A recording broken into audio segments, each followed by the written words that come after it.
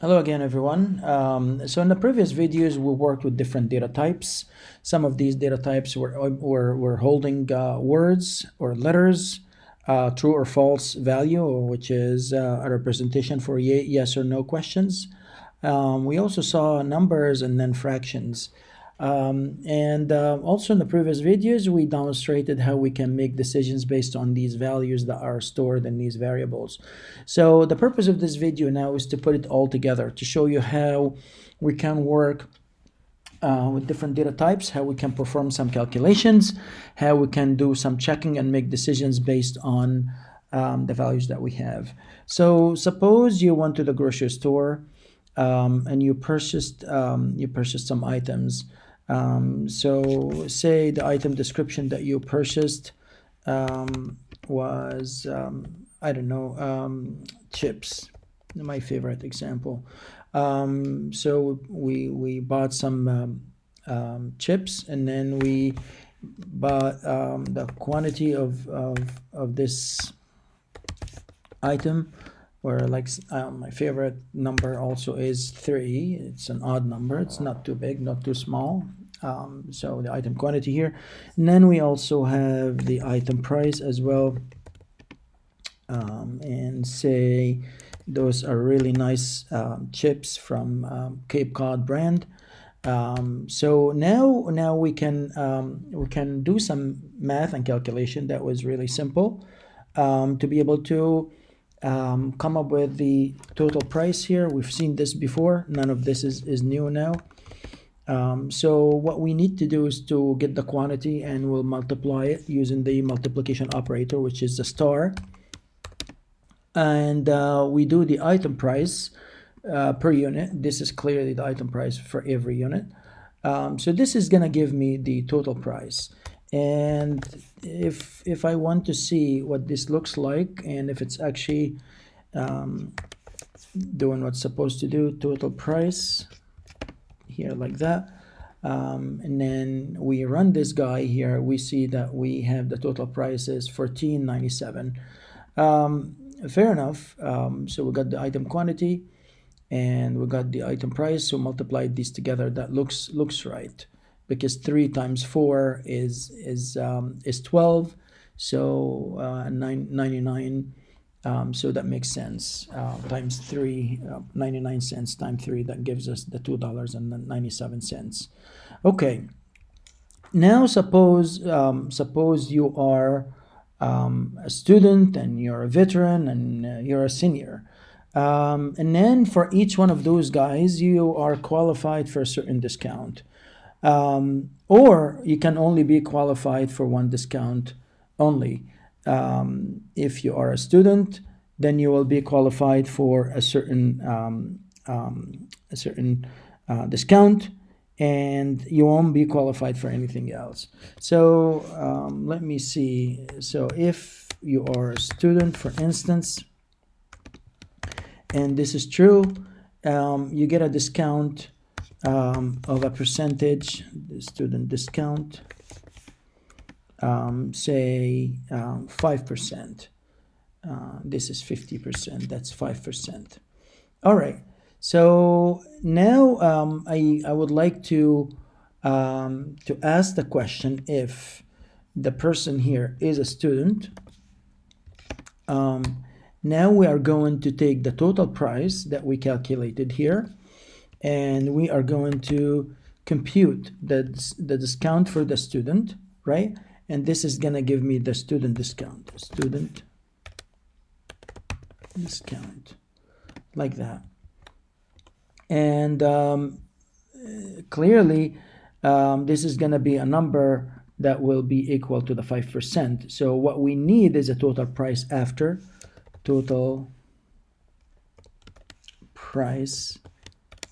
the discount, like that.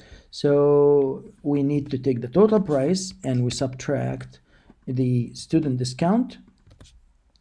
And maybe I can make this a little bit, can also make the screen a little smaller to accommodate more lines, and I'll also see the outcome here. All right, so now we can check and see if the total price after discount, then we basically what we need to do is to subtract the student discount in value that we calculated here from the total price. This is going to give me the actual total price. So now let's print this just as it is. Okay. Now we're gonna print the total price after discount like that, and we copy this guy and I'll place it here. And if we run this, we should be able to see a number that's clearly less than $14.97. And the total price is $14.22. So clearly is less, which is a really good indication that what we did is correct. Suppose now we also want to make sure that the item, if you are a student, is one thing, but if the item is on sale, chips on sale. If the chips are on sale, true, like that, then we also want to make sure that we give a certain discount. So the sale discount here, it's something that we have to specify. There is a difference here between a student discount and a sale discount. Suppose that the chips were under 15% discount. So now I'm going to take the total price after discount from the student discount, and I want to make sure that I ask here if the chips on sale, if this is true, then what I need to do is to take the price, total price after discount, and I'm going to take that guy. Well, maybe I should be taking the total price. For the time being, let's make it simple. We're gonna take, no, we have to take the total price. So I'm gonna take the total price here, and I'm going to apply the 15% sale discount, and this is gonna be the total price. As a matter of fact, what we need to do here is basically calculate the sale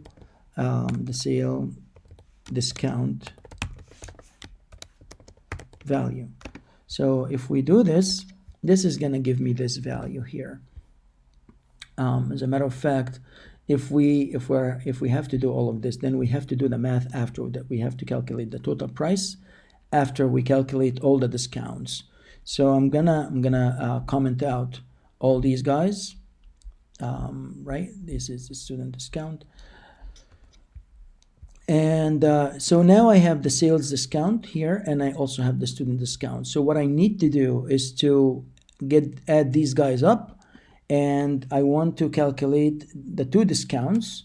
So the total discount value, and that would be the student discount if it applies, and the sales discount if it applies. And then eventually I have to get the total. I have to calculate the total after discount, like that. So by calculating the total after discount, what I need is to get the total. This is my total value here, the total price, minus these two guys, the two discounts that we calculated here, right? And this is gonna give me the total after discount. But if I do this, I am likely to have some issues. Well, clearly here the student discount is supposed to be a value, and then here I defined it as a percentage. So what I need to do is to say the actual value, and this is considered, because it's hiding under the if statement here, is not visible to the entire program. So if I'm trying to calculate this, here these values are not going to to show up is gonna give me an error because these variables are defined in the local scope of the if statement and not visible outside these if statements. So what I need to do, I need to specify a default value like that, and I'm going to specify it with a default value 0, right? And I'm also going to specify a total discount value of a 0. Sorry, what I meant here, the sales discount value as a 0, and then, oops, sorry about this. So now this value is going to be reassigned here inside the if statement if this condition is true. Now if I take the total discount from these two statements, if their values have changed, then it's going to give me a number. If these two values have not changed, then because I did not qualify. If there was no sale or if I was not a student, then I will not be qualified for anything. Therefore, I will get a discount of a 0. So now by doing total price minus the total discount value here like that, this is going to give me the ultimate representation, the accurate representation of the total after all discounts. We can make this like that, all discounts. And if we print these guys, and then we can say total after all discounts, and we grab this variable here like that. What we might also want to see is to see the actual value for each discount. So I'm just gonna do it from the closer to me. So here this is the total discount value. If I qualify for all the, and this has to be done before, after, not before, like that. So I'm gonna add these guys. Oops, sorry, why, I'm not sure, my keyboard is acting funny. So now I added these guys up. If their value changed, is gonna give me a number that is different from 0 plus 0. If they did not change, and I'm gonna show you the difference between these two. If they did not change, then we are going to see we're going to see that the total price here wouldn't matter, because if you calculate the total price minus 0, is going to give you the exact total price. So suppose that this person was not a student,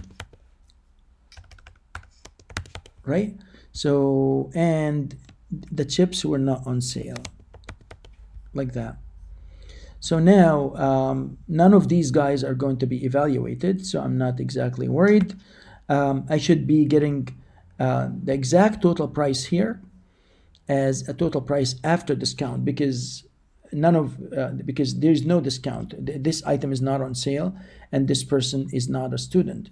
Therefore, I should be seeing the total discount value here as a 0. And then I also see the total price after discount is the exact same value here, which is $14.97. Let's do this and see what we're gonna get. Okay, so the total price is $14.97. The total discount, if the student, the total discount is 15%. Okay, so let me see, the total discount value is 15%. So clearly one of them is evaluated. Let's make sure that, okay. So we should not be seeing these two guys. We should not be, okay. We need to ask if the chips, well, the total discount value, this is not just the total discount value. Okay, total discount value should be 0 and should not be 15%. So we have done something not accurate here. So let me comment out these guys like that, and then run it one more time. So now we have the total price that is $14.97. Very good. Now we know that the student is a student. This person who bought the items is not a student, and we know that this item is not on sale. Now let's make sure that if this item, now we initiate this guy here. Okay, so if the chips is on sale, the chips is not on sale. Okay, and the second item, this is not a student, so very good. So this is the sales discount and this is the student discount. And how many if statements do we have? We have 2 if statements, and we gotta be sure that the value here starts with a 0, because when we multiply the total price by the sale discount, which is 15%, that should give me a different value from the 0 here, because we need a different value. Let's now try to calculate the total discount. So we're going to take the sale, and we're going to take, so that would be the sale discount value, and here the student discount value. And I am thinking, and it should be the right thing, that these 2 guys should be producing the total discount value here, should be producing a value of 0. And let's run it one more time. Very good, very good. Now this is exactly what we should be hoping for. And if I apply, and suppose now I wanna save these 2 guys into another variable, which was exactly this line here. So this is the total discount. This is the total discount, sale discount, right? So we get the student value here like that. This is supposed to be, now let's replace, so because we added these guys up and then we call them total discount, maybe make it plural, total discounts value, like that. And we run this one more time. We're not going to see anything different, because this person is not a student and the item is not on sale. Let's turn this to true. So this person is a student, therefore I should be getting 5%. So all these values now are going to change. And also, yeah, let's do it one step at a time. So now the total discount value is 74 cents, because we know that the student value here was 5%. And if we turn this on, so this value here, which is 74 cents, plus, oops, this is supposed to be a true with uppercase because it's a keyword. So now if I run this one more time, then this value has changed from 74 cents to $2.99. Now I want to take the total price,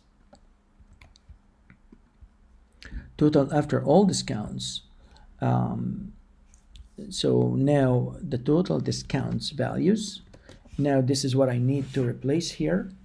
So I got this value, which is $2.99, has to be subtracted from the total price. This is going to give me the total after all discounts.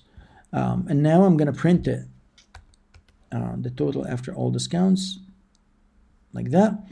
So now how many print statements that we should see? We should see the total price, which is $14.97. We should see that the total discount for both discounts. Actually, what we need to do, maybe we need to print the discount value, print discount. So that would be sale discount value, like that. And now we know for sure what values that we're working with. And then also we do another print statement here to show this is student discount value, because we need the value because we already know the percentage. The percentage is 5% and 15%, but we don't know how much that is. But we've seen it before that this was 74 cents and we see that the total is 299, so we gotta see another one here that would be the difference between 299 minus 74, which would be 225. Let's give this a try and see. Yeah, so this is a 74, and this is almost 225, like we said, and this is the addition or the sum of these two discounts, and the total price after the two discounts is 1197. As you can see, it gets really interesting when you apply the very basic operations that we worked with against some scenarios like shopping scenarios, whether you're going to be qualified for a discount or a sale or something like that. But the most important thing here is to notice how we did the multiplications and how we did the subtractions, how we made sure that we apply the operators when the proper operators when we needed to multiply, we multiplied. When we needed to subtract, we subtracted. When we needed to add, we added. We also did apply two conditions to if conditions because we had two scenarios. One of them was student sale, one of them was sales for a specific item. And also the scope of the variable here, if we do not specify this value, this variable here outside the scope, is not going to be visible outside this if statement. So this was probably going to cause us some errors. So it was really essential to declare these variables before we use them inside the if statements to be able to actually use them and perform calculations. We're going to be talking about the scope of variables in some other lectures, but for the time being, this is good enough for now. And let me know if you have any comments. Send me an email, and thanks again for watching, and we'll pick up again soon from where we stopped. Thanks. Bye-bye.